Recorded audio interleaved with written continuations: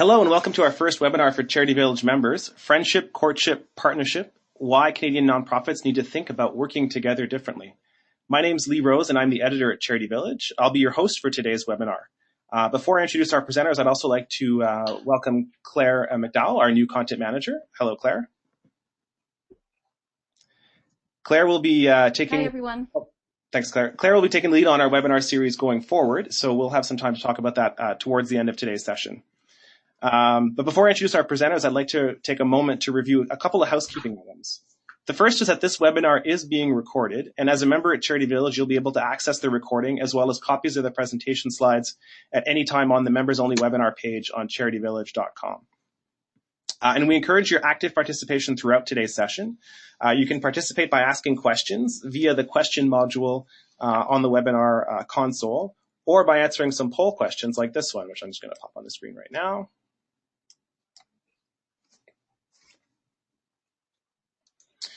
So feel free to answer the polls. They're completely anonymous. We're not going to be able to tag your, obviously this one isn't quite a sensational topic, but the responses are not going to be tracked back to the participants. So please feel free to answer the poll questions candidly and honestly. And we'll put a couple of these polls up throughout the presentation, and we look forward to your participation. Just as an example, I'm going to close that, and then we'll be able to see the results. So I'm sorry if you weren't able to give us the weather forecast, but there'll be plenty of time to be participating in polls throughout the session.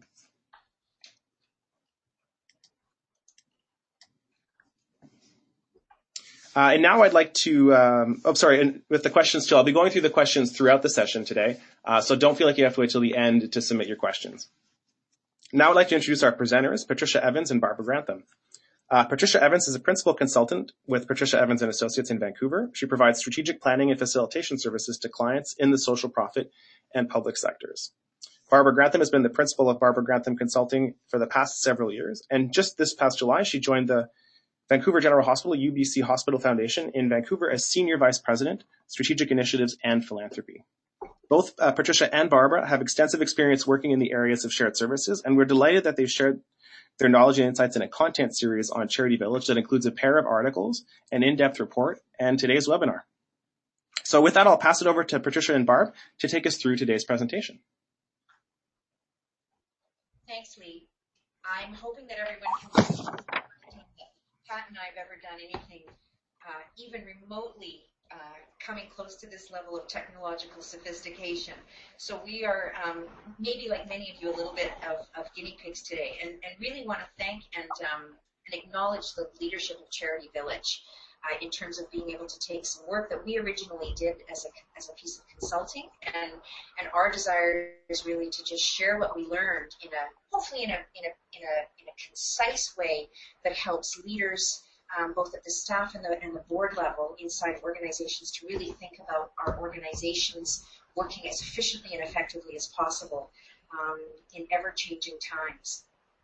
So let me just give you a sense of there are our pictures.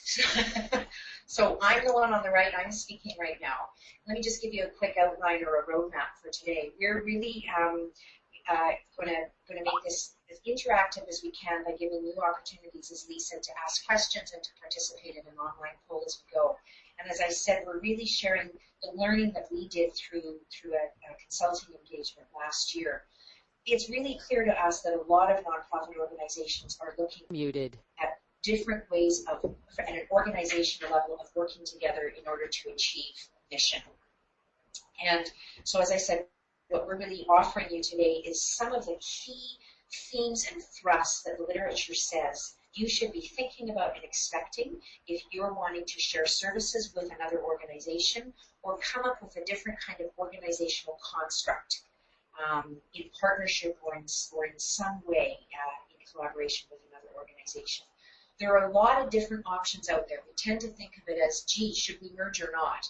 When in reality, there are many, many, many points along the continuum, which we're going to share with you today. And it's really a question of finding the best fit that meets your mission and your current organizational state.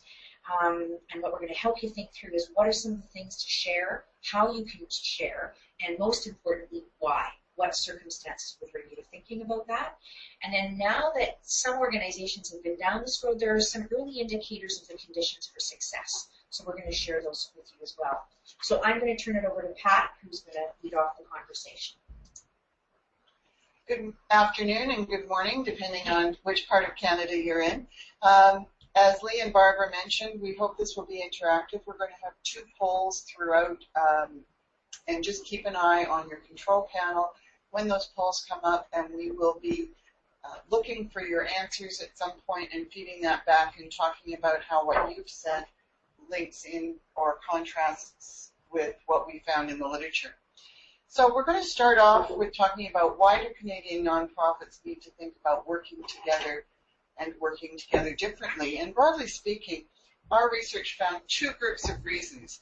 Some are about the external environment in which nonprofits are operating today, and others are about the internal environments within nonprofits. So external pressures and realities, I suspect that many of you could come up with this list yourselves. None of this is really going to be a surprise. Obviously, for the last few years, we've been working in an unpredictable economic climate. This has many donors being more cautious about their philanthropic decisions. And of course, unfortunately for some charities, it's had a negative impact on revenue. This is the reflection of more competition for discretionary dollars and, of course, more competitive behavior amongst potential recipients. Charities are getting better and more sophisticated about how they raise money and build relationships, and as more of them do that, there's more competition. We've also all seen changes in the way in which services are being delivered, governed, planned, funded, particularly when we're talking about health and human service agencies. And there's quite a range of shifts that I'm sure you're familiar with, new models of service delivery, regionalized programs and back-end services, increasing emphasis on evidence-informed practice, increasing emphasis on prevention, social determinants of health, contracting with third parties to deliver public services with requirements for evaluation, specific deliverables, specific outcomes, and of course the constant challenge of use of technology in service delivery. You're also all aware of shifting demographics, I'm sure, with the population becoming more culturally diverse, older, more transient, and it makes it more challenging for nonprofits to attract and retain human resources, both paid and volunteer, and also to use the same kinds of approaches to develop and nurture relationships with donors. We are all seeing in recent years, I think, an increasing expectation for accountability and transparency. Donors and funders and governments, regulators, customers, clients just have different views of things. And donors in particular want to be more involved, more engaged in their giving. Funders more generally are looking for evidence of specific impacts and outcomes as a result of their support. And all of this requires a change in behavior by charities who are seeking gifts from highly engaged donors who are looking for maximum impact from their philanthropic investment. Obviously, as you know, the sector is changing too. You're seeing increasing reliance on technology to do the work, whether it's transactions, daily communications, online giving, social media, and all of those bring about cost pressures, different training needs, and shifting work patterns within your organizations. You're probably facing pressure to be competitive as an employer and having to go to significant lengths to attract and retain top flight staff with specialized skills who are perhaps in more demand than they used to be.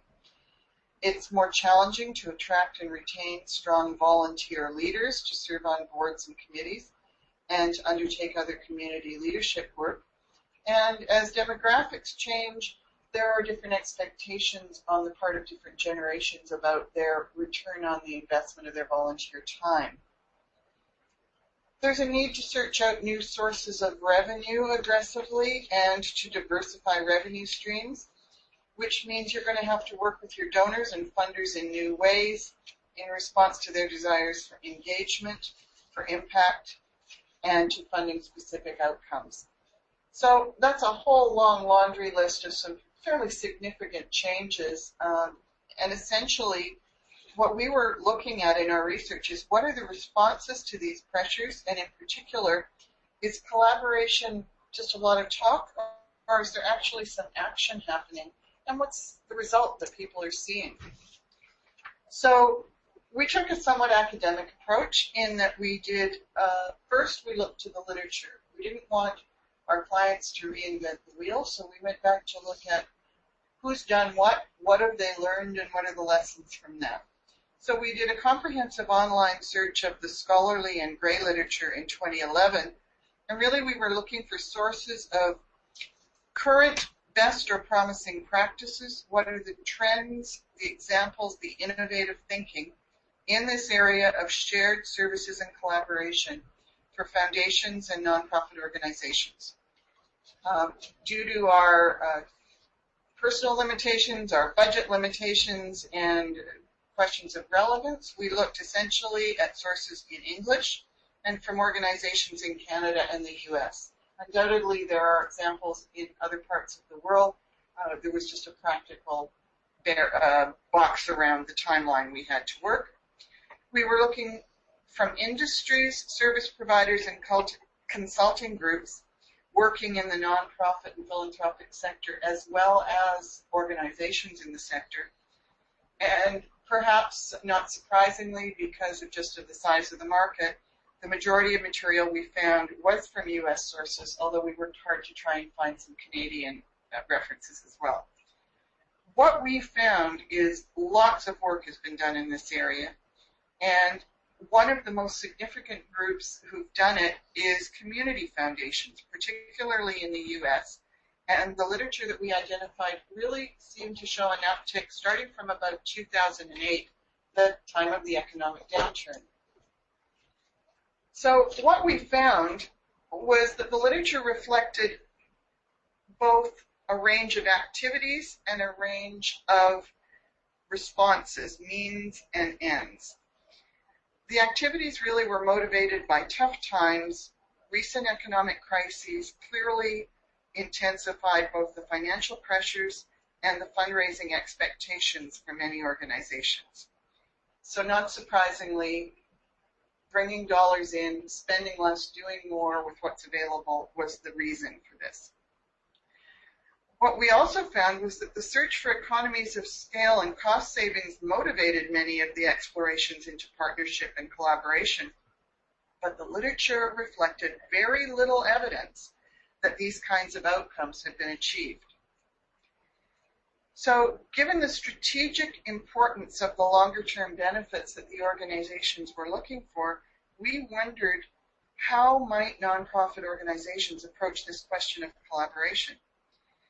What we found was resources that reviewed the various opportunities for sharing and collaboration from two interesting perspectives. The first was what specific services and activities may be considered for sharing, and secondly, how, the range of structural options for how to share or integrate activities. And I'd just like to read you a quick quote from one of the papers that's in our bibliography that's posted on Charity Village that we really commend to you. It's called Seeking Shared Success, Business Model Innovation Through Mergers, Affiliations, and Alliances. And it was written in 2011 by a pair of co-authors, Rebecca Graves and Holly Marston. And their research for the Community Foundations leadership team of the Council on Community Foundations in the U.S. found that the level of stated interest does not match the relatively rare instances of action and success in pursuit of cost savings through collaboration between organizations. Cost savings can be elusive or deferred due to potentially significant upfront investments.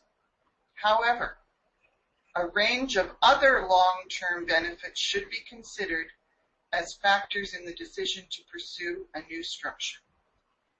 So we found that quite interesting and intriguing, and I'm going to pass it back to Barbara now to talk about just what we found and some of the really concrete information about how, what, where, and why.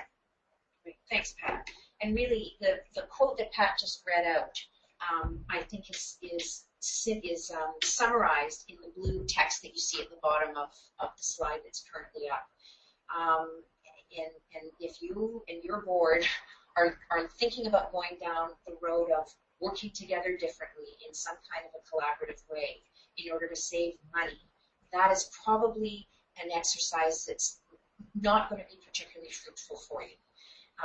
But you do absolutely want to think about the possibility of very, very strategic benefits to your organization. Some of those may be merely beneficial to your long-term viability, and some of them may be absolutely essential to your long-term viability. So let me shift the conversation a little bit away from the more esoteric into the really practical. What should we be sharing, and how might you consider sharing it? Before we get started, I'm going to just turn your attention to the webinar control panel, where I think Lee is going to be posting a poll. And while I'm just sharing what some of the current thinking is about what to share and how to share, we'd be really interested in getting a sense of the current experience with collaboration from the 43 of you that are on the call with us right now. So you should see up there a question that says, which of the following statements best describes your organization's experience and or interest in shared services? And we just would like to get a sense of the collective experience of this group. And as you're answering the poll, I'm going to go through some of the things for us to think about. So I just need to change the slide. There we go. So what to share? There are a lot of possibilities. And some of you may be doing this already, but there's a pretty wide range going from highly practical-oriented things like accounting and IT, up to much more esoteric things, HR, for example, marketing and communications. So there's a very, very wide range of things, both front-end and back-end, that you can be thinking about sharing. Sorry, I just need to one of the ways to think about it is to put it into a framework of what we call levels of complexity and sensitivity. Because even when we use the term, we're going to merge our HR, or we're going to merge our finance, that can mean many different types of things and very different foci. So this is a quote from Bill Coy and Advanced Yoshida Word with La Piana, which is a very highly regarded consultancy out of the States. And they put it into a nice framework, I think, that's very helpful for us to think about. And they say human resources, finance, and information technology functions all exist at three levels: the transactional, the managerial, and the strategic. The latter elements are built upon the former. What they mean by the transactional is very, what I would call pretty baseline paperwork. So if we took HR as an example, the transactional pieces of HR are things like personnel processing, benefits administration, payroll, bookkeeping, time cards, file management, and the maintenance of IT systems. The focus really is on very day-to-day operations. The managerial is moving up a level in terms of complexity. So that might mean things like employee relations, management and leadership development, employee training, financial reporting and analysis, network and database administration. So the focus is less on the day-to-day and more on decisions and directions of a fairly short to medium-term nature. The strategic is another level again altogether. And at that level, it entails really connecting multiple functions and working in a much more cohesive, strategic, and effective way, and focuses very much on the long term. So that might be looking at sharing certain staff positions, or co-CEO across two organizations, or very specific strategic HR leadership development, shared recruitment, shared organizational development. There's a whole bucket of things that one could look at. But it's very different, as I said, from the transactional pieces, and it's important to keep somewhat separate those levels of complexity and sensitivity. We called this webinar Friendship, Courtship, and Marriage, which really represents the range of possible approaches to working together differently. And if you think of them as along a continuum, we found references in the literature to 5 different kinds of collaboration, each of which has quite different implications for your organization in terms of its activity, the impact on your organization, the resources that are required, and what it means for the identity and the brand of your organization. We've summarized those 5 categories into 3 groups. The first, what we call friendship, is really the lowest risk and the least formalized. And the marriage or the merger is obviously the most complex and the highest risk of all. So I'm going to quickly walk through, and again, very quickly, because all of this is being recorded, and there's some fairly detailed information in here, and we'll leave it to you to be able to dive back into it if you want to have that opportunity. But let me start with friendship at the least formal, what we call administrative collaboration. So this is something relatively informal, low risk, pretty low financial impact. So this might be something where you combine with another organization to offer some professional development or staff education, or you do a board workshop around governance or volunteer development, and you share, you bring in a resource and you combine with another nonprofit. So this is when you're really looking for pretty minimal economies of scale. You still are operating as very autonomous organizations, and you're not really interested. Your organizations are still quite unique and different, and you're not interested in any kind of formal consolidation.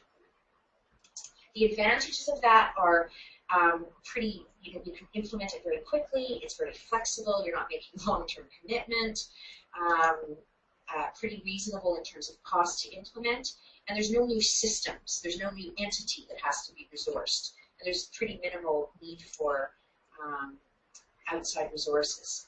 The disadvantages of that is that it's a pretty limited way to be able to increase organizational capacity. The solutions are pretty limited by the resources that each of the respective organizations brings to the table, and the potential synergies of a more strategic or deeper partnership aren't necessarily realized. But that is a very typical way that many organizations start the process of thinking about working together differently. If we go to friendship 2, it's a little bit further along a continuum.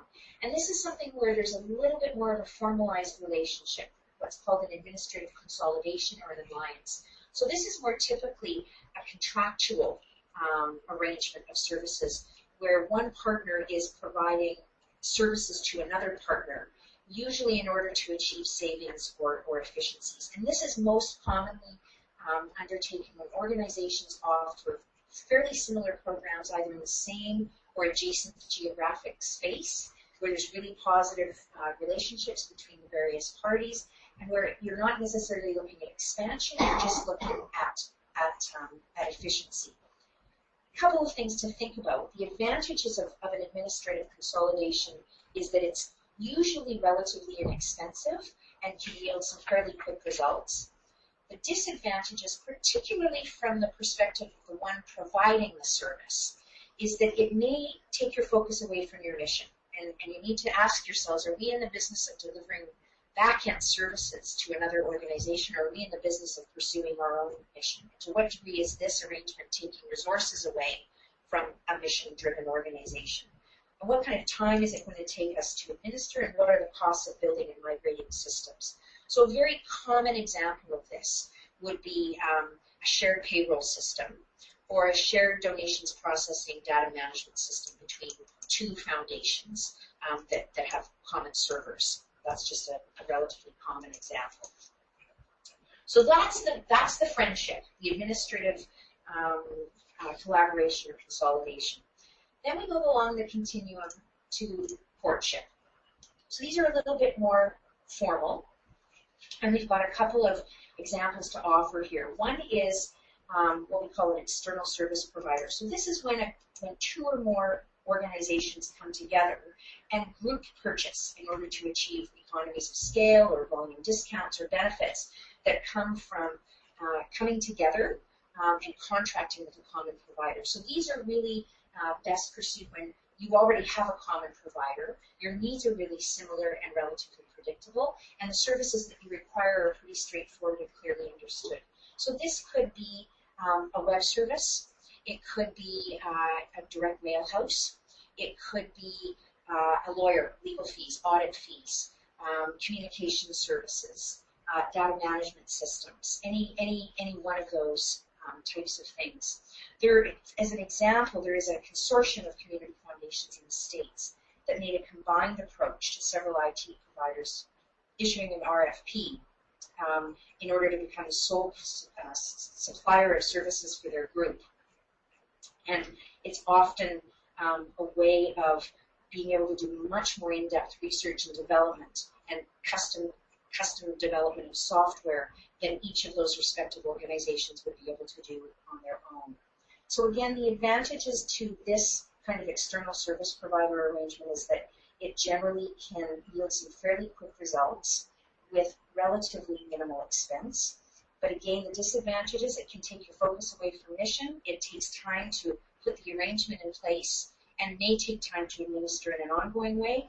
And it also involves sometimes serving more than one master. And so you have to have real clarity around authority and accountability. Who has the authority to make decisions? What are the contractual arrangements? A management services organization is the second type of courtship arrangement that we found in literature that we looked at. And this is where these are not very common, and where they exist, they tend to be very, very narrowly focused. And the management service organizations tend to consolidate very, very specific common functions and leave out functions that are highly specialized or unique to a given organization. Obviously, the most early opportunities here are at the transactional level as opposed to the managerial or the strategic. So this is where there's a cooperative investment or a commitment to purchasing through a specialized provider organization that is created by the partners in order to decrease costs or enhance service delivery. So this is the best option when the management service organization is going to be the only business of that new entity, where the existing systems need fairly minimal migration. The systems are pretty easily scaled up. The funders are going to support this. The startup and the boards, most critically, are supportive and really buy in. I'll give you a very timely example. I know of 3 organizations in a Canadian city that all provide social services. They all have HR departments. They all have significant issues around recruitment and retention. And they are looking at a management services organization where they would quite literally create an HR entity as a standalone organization that would be owned by their 3 organizations that would provide the HR services to all 3 organizations. The notion being that rather than having 3 really small HR departments that really can only do the transactional and a little bit of managerial, we'll be able to provide more focus on the managerial and, more importantly, the strategic issues. So the advantages of this are considerable in that it really gives an opportunity to create a new system that can better meet the service needs of the organization. It offers some exciting opportunities and possibilities in terms of shared ownership. And it also makes it clear that the mission focus of the MSO is to provide the administrative service, and it doesn't divert the focus of the host organizations or the founding organizations away from their own mission.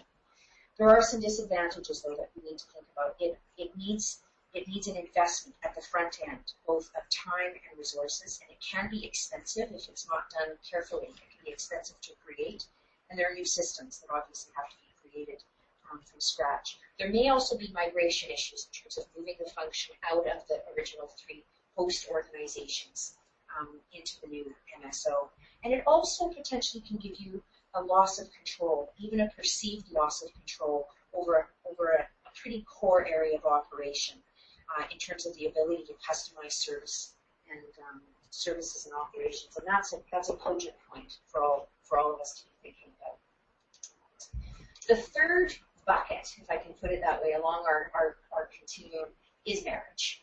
And this is obviously the one that is assumed, frankly, usually wrongly, that offers the greatest impact in terms of financial efficiency and effectiveness, although it's widely acknowledged that even when financial efficiencies are realized, they're usually well downstream in the process. So this is where organizations formally merge. It's very complex, it's very formal, it has a big impact on mission and branding, but it also has the possibilities and opportunities for positive impact. This really only can be pursued when the missions of the organizations undertaking the merger are quite tightly aligned, and when there's a pretty reasonable coexistence of both administrative and governance structures that are coming together. There are some pretty good examples and circumstances where Canadian foundations have merged. This has been often the case in healthcare, where a number of Canadian healthcare foundations have merged, sometimes because of provincially mandated changes within the hospitals that those foundations are designed to be raising funds for. So that's probably the most common example. There are also some examples in the States where governance and administrative integration is mirrored by back office and support service consolidation, but the organizational brands remain locally identified.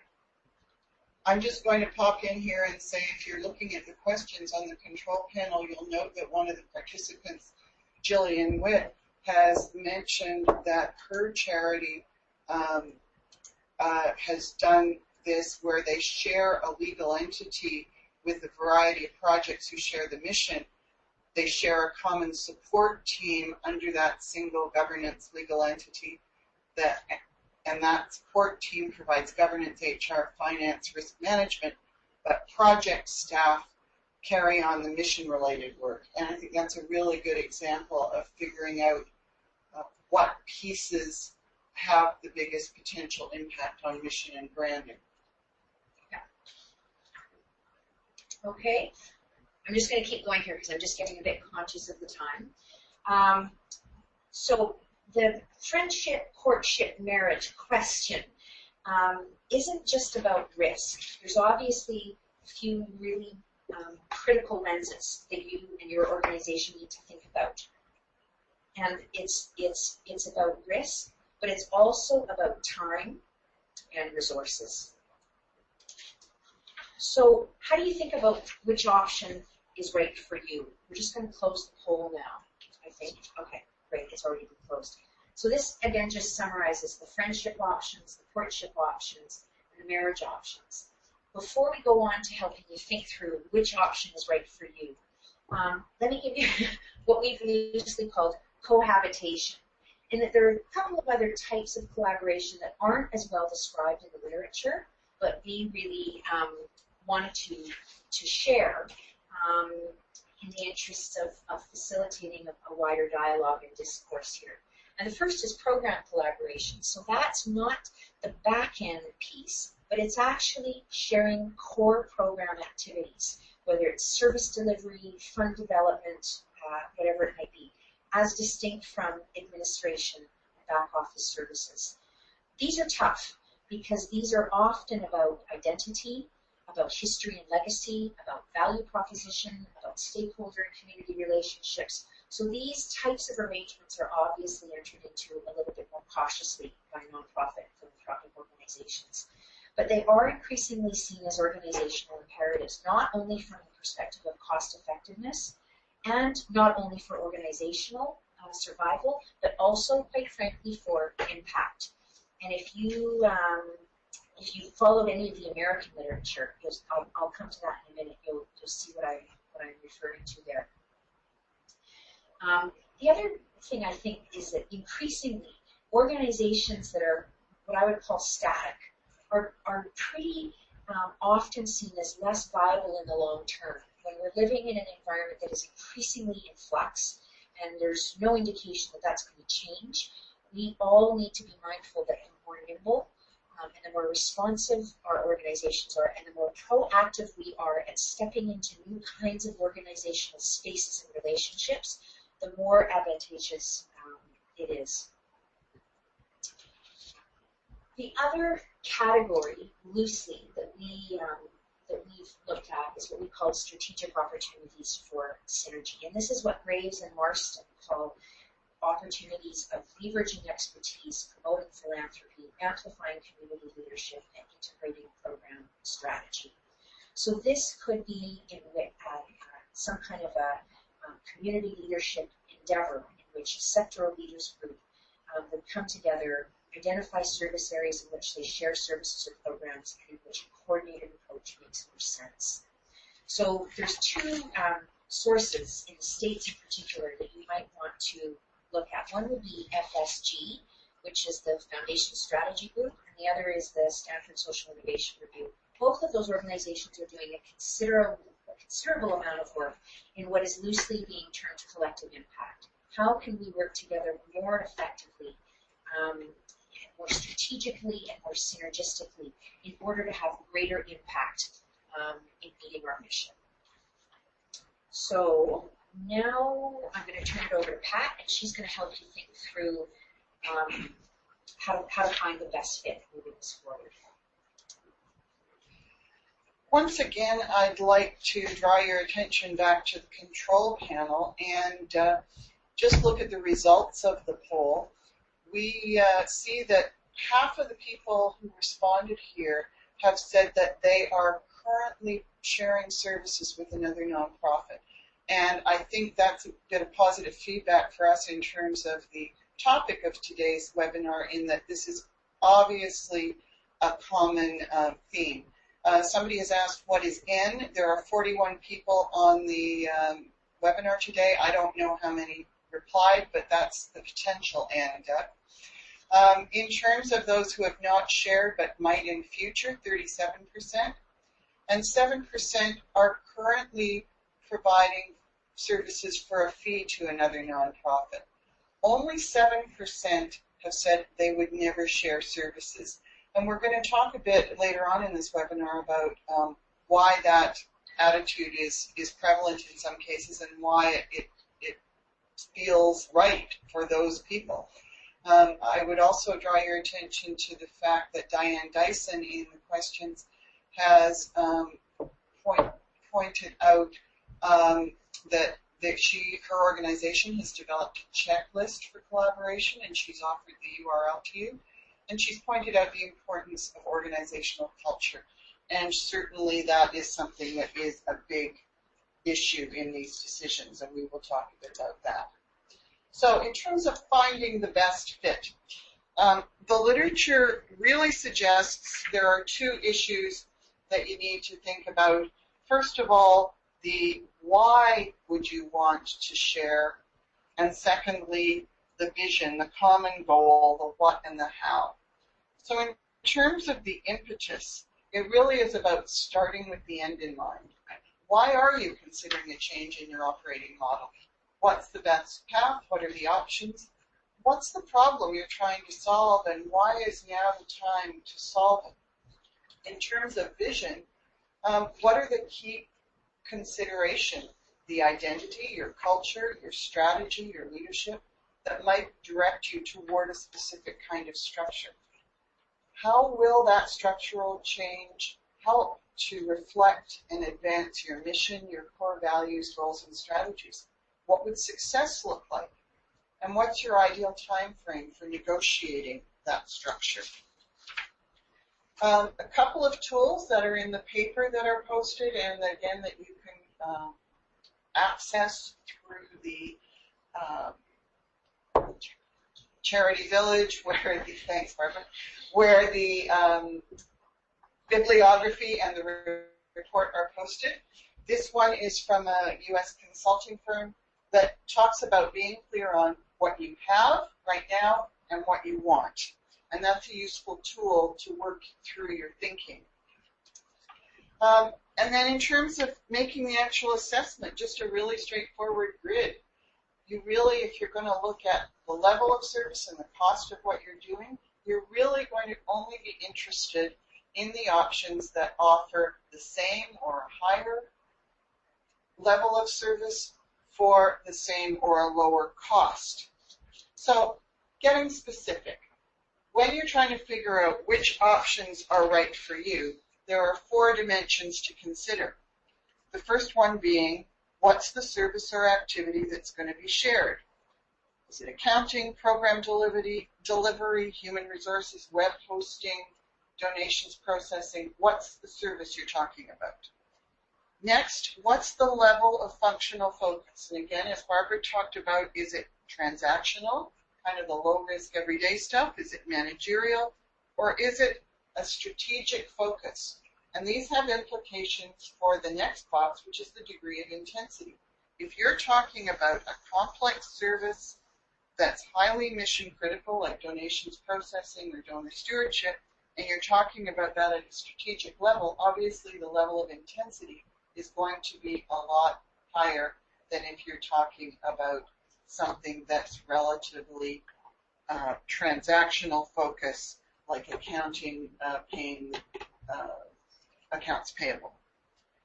And finally, the structural option, the how to share. What are your choices about service, function, degree of integration going to impact on your choice about whether it's friendship, courtship, marriage, or living together? We're going to now open up the second poll here, and we're going to look at just getting your thoughts on which of these 5 options would you consider when you were thinking about sharing. And as you do that, I'm going to talk about getting specific and really suggesting that you think about what's non-negotiable for you. What are the types of assurances you would need to consider a new structure for your board to give you the green light to even do a feasibility analysis? And perhaps practically speaking, what level of financial resources and staff time are you willing to invest as an organization in just the preparation, the due diligence, and the integration processes before you even get to working together or living together or marriage? Do you have the resources available to you now? And if not, what are you going to do about ensuring that you do, keeping in mind that all of that is over and above your day-to-day business that you're doing now? And then risks and benefits. What are the key opportunities and risks that you are going to be willing to accept and undertake and engage in at the operational, organizational, and stakeholder levels? How would you imagine that would be possible? How would you imagine what would prevent you from moving forward with a new structural arrangement? Unmuted. See benefits like gaining community knowledge and expertise, increasing your donor base, addressing a leadership need, building up assets, developing a more sophisticated infrastructure. Would that be at the cost of some sort of loss of control? And of course, these kinds of things, as Diane mentioned in her comment, really have a big influence coming from the issue of organizational culture. So just to sum up what we've talked about and give you some food for thought, I'm going to turn back to Barbara now, and she's got a couple of challenging, provocative questions, starting with, will you evolve or die? Oh my. That's very cataclysmic sounding. So, and maybe we're overstating things a little bit, but let's make the presumption that everyone's on this call today because they're curious and interested in the topic. Some of you have really in-depth experience with it, and some of you are really here to learn. But there's some pretty interesting themes that are emerging from the literature in terms of the factors for success. What do you need to have inside your own organization? And in venturing down this road, what are some of the key things that are essential in order for any kind of a new way of working together to be successful? And Graves and Marston, who obviously we've drawn on a lot because of the level of benefit that we see in their thinking, they've identified 11 key factors for success. I keep trying to squish this into 10 because I'm a personal lover of top 10 lists, but they have 11. So these are pretty self-explanatory. Any kind of venture down this road, whether you're looking at courtship, marriage, partnership, whatever, there has to be trust and honesty, including attention to relationships and interpersonal factors. There has to be shared clarity in terms of the anticipated outcomes. You have to have a common agreement on what it is that you want to solve, or what it is that you want to improve, and the desired direction that you're going to take together in order to address the problem. You have to share that kind of clarity. There has to be legitimacy of the collaboration in the broader community. Stakeholders have to see the long-term benefits that you're going to achieve. Each of the partners at the table has to have the capacity to engage in this. And that means the capability, organizationally, the time, particularly at the leadership level, and the resources. And there are considerable resources in some of these options. There's also the impact of past experience, some of which is can be negative and some of which can be positive. But bringing in the learning that we've done at an individual level, at an organizational level, and at a sectoral and community level is really important as we continue to move down this road. And the sixth is readiness. Is there a shared appetite and a shared level of readiness for being able to consider this and to find a way to be more successful by working together? The other collective, or rather key factors for success that they identify is the creation of a really clear governance or decision-making structure that absolutely identifies roles, responsibilities, authorities, and accountabilities for the various parties. Communication. There's a really clear message that resonates through the literature that clearly articulating the process all along the way so that everyone who's impacted is informed, understands what's happening is essential in terms of bringing about a collective commitment to this overall process. There have to be understandings of the differences amongst the parties, and that gets back to the comment that we had earlier around the importance of organizational culture. It's not necessary that you have the same organizational culture, but you do have to have an organizational culture that's adaptable and open to change and open to embracing different ways of doing your business. You must have upfront a mechanism for resolving disputes and an agreement on how you would find collaborative solutions to problems that may arise. And the road is littered, if I can put it that way, with many organizations that went down the road of working together differently, and it fell apart, not because of the substantive issue, but because they didn't have a mechanism for resolving disputes. And lastly, and this is really a sectoral thing I think that we're all grappling with on many levels, there has to be some kind of agreement on a framework of how you're going to measure the outcome and how you're going to monitor the process so that all of the parties are able to assess the progress, to identify the challenges as they arise, and to course correct as that might be necessary along the way. So in summary, there are some pretty clear benefits that we want to suggest you can expect from working together differently. And I'm just going to note that the poll has now closed, and we're going to share the results of that with you in a minute. But the benefits that you can really expect from working differently together along that continuum. The first is that you would gain access to expertise and talent that your organization wouldn't necessarily be able to afford or have access to on its own. The second, probably more importantly, is there's some pretty compelling evidence that it's possible to improve the quality of service that we provide, whether it's to donors, to clients, to service recipients, to however one defines a customer or beneficiary of what it is that your organization is here to do. And thirdly, carefully, there are some instances in which cost savings or increased revenue potential can result in greater net revenue for the organization and its programs, but you need to be, I really want to emphasize that's possible. But like anything else, there are challenges that you need to think about and that you can expect to encounter. And we've touched on these, but just to summarize them. The first is that the lack of resources or capacity to invest in change. Generally speaking, the sector isn't well resourced, particularly in terms of financial capital. And so having the capital money to invest in a merger or in an MSO can be tough.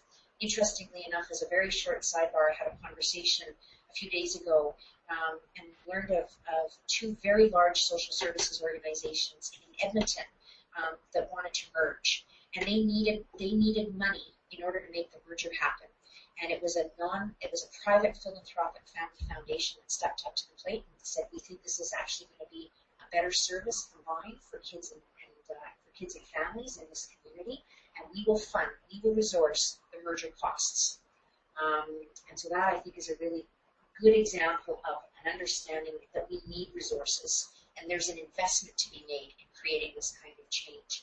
And all of us in the world of philanthropy and, in fact, in government need to be cognizant of the need for that investment. There's also a lack of understanding. It's not just merging. As we said earlier, there's a significant continuum of options, and it behooves all of us to really understand the range of those options and the benefits and the challenges of each of them. There's also an obvious desire to maintain identity and focus on the part of each of the organizations involved. And it's an interesting road and set of questions that all of us have to ask ourselves about what's negotiable and what's not, what we're willing to give up and what we're not. We also need to think about conflicts.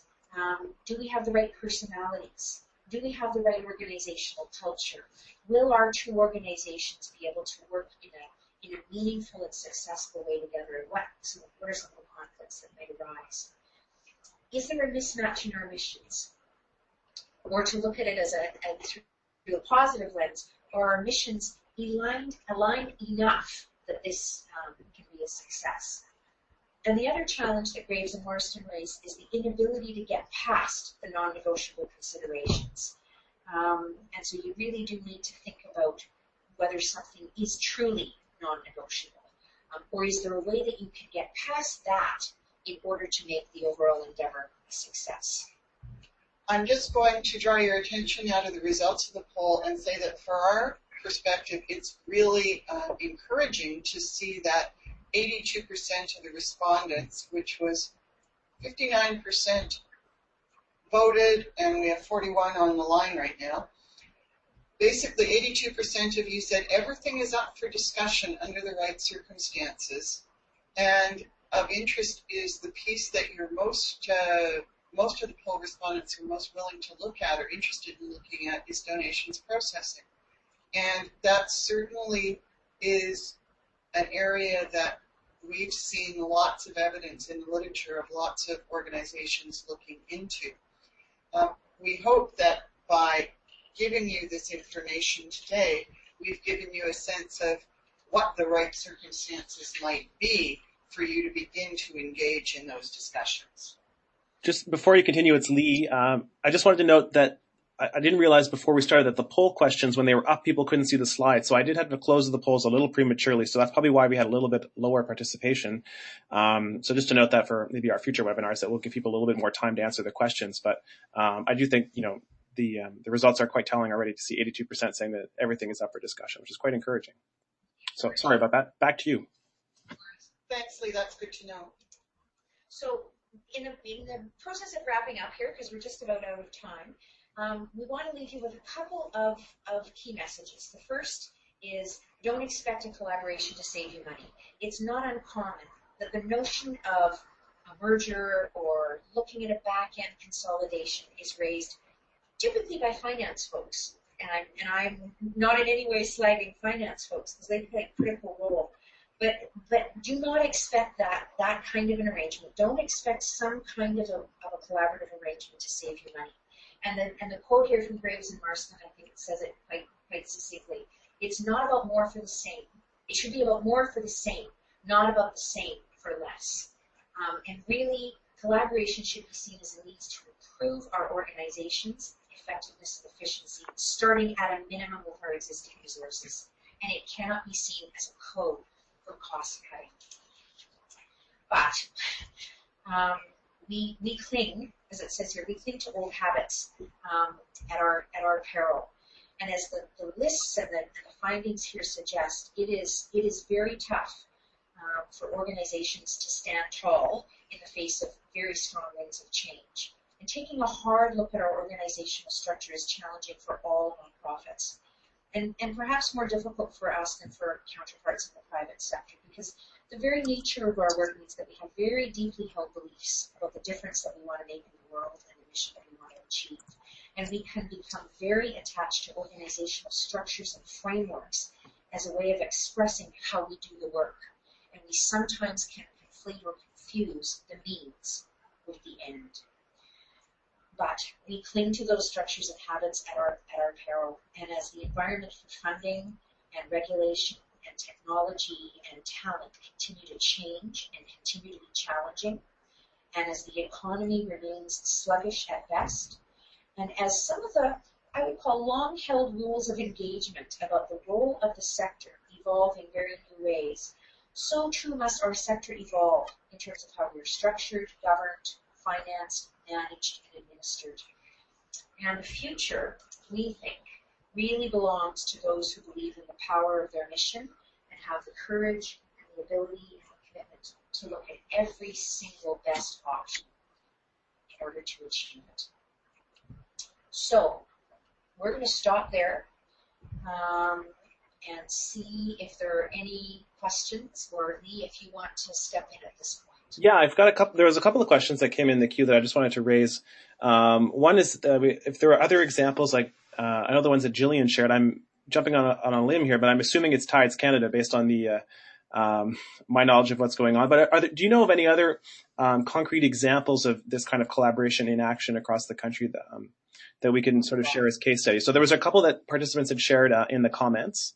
But were there any others that come to mind in terms of, okay, this is how, organizations X, Y, and Z are doing this over here? So the one that Diane shared earlier was that the senior sector in Toronto created the CNAP project, which created a single access intake portal for over 30 agencies. So, one-stop shop for services provided by 30 agencies. Are there any other, practical examples that we could share? Sure. We've got, in Vancouver, we've got a number of Catholic hospitals that up until a few years ago were all independently governed, and each of which had its own hospital foundation. All of those hospitals came under a common governance structure, and but they still had separate brands and visual identities, the hospitals. But over time, it became clear that for the purposes of philanthropy, they needed to come together and work in a more collaborative way.